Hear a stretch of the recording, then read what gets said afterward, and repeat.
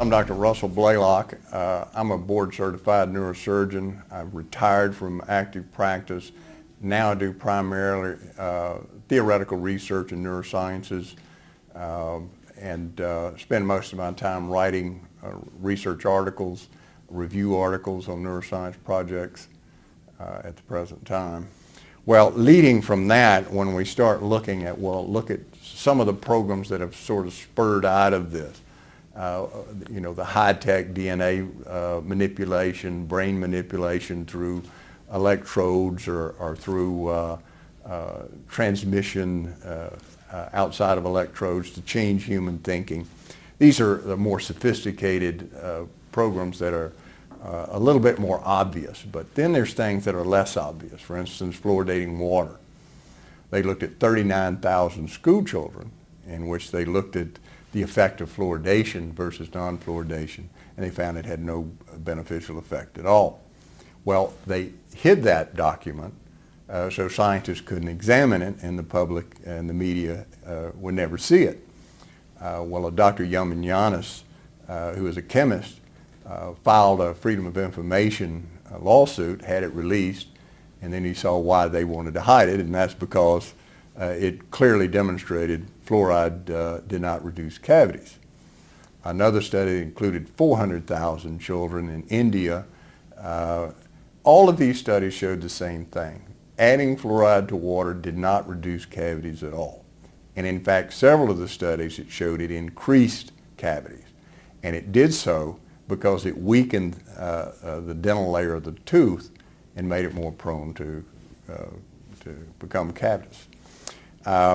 So now that we've established, and it's admitted by the National Science Foundation study, which was recently completed, that fluoridating water does not reduce cavities. There's no modern evidence whatsoever that fluoridating water reduces cavities at all. So you have to ask the question, well, why are you still fluoridating water? And even insisting that bottled water be fluoridated, that no one would have access to unfluoridated water except the elite. Well, if we look at the scientific studies on what is the effect of fluoridation, well, we know fluoridating water through a number of studies, some of which were ordered by the federal government itself in the earlier days, increases cancer risk. This study was so impressive to some members of Congress, they ordered a study of this link to cancer through the Battelle Research Institute. These studies showed that, number one, it produced a number of types of cancer, one which was a very rare liver cancer, and it significantly increased the growth of cancer in people who already had cancers. We know that it has profound effects on the brain. One of the most impressive was done by Dr. Phyllis Mullenix, who was a highly regarded neurotoxicologist. The fluoride produced two main effects. If you fed the fluoride to a pregnant animal, the offspring then became hyperactive.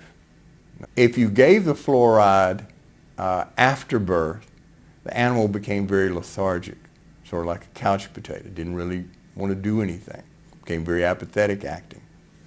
She completed this research, and she also measured the fluoride levels in the animal's brain and found some very interesting things. It's that fluoride tends to accumulate in the part of the brain that controls behavior, particularly the hippocampus and the other limbic areas of the brain. Where she, after they found that this had been published, they fired her.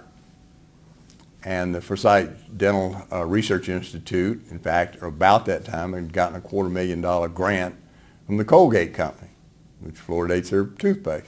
Well, Dr. Yamanyanis did some studies and looked at the different tissues in the body, found out the highest accumulation was in the thyroid gland.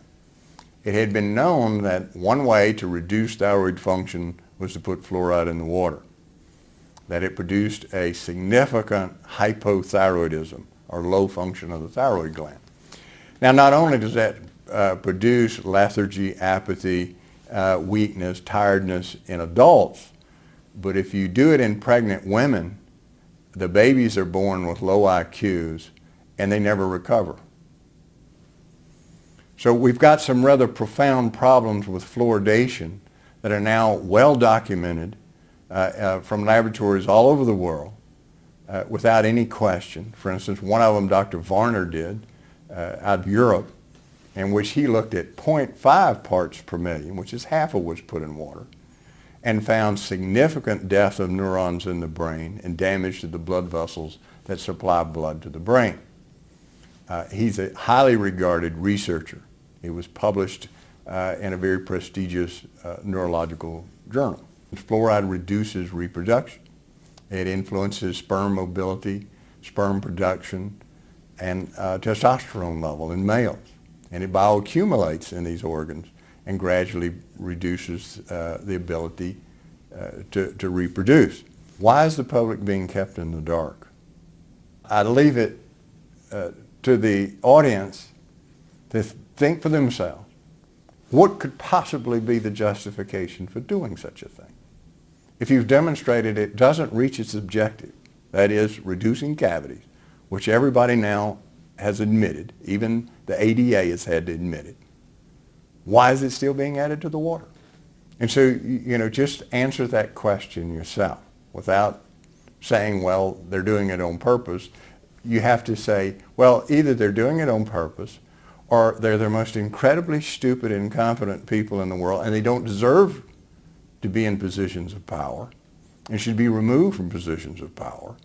And people with good cognitive sense replace them. There's the only two choices you have in this debate. Either they're incredibly stupid and incompetent or criminal, or they're doing it on purpose for a reason, which goes back to the Rockefeller design of human engineering.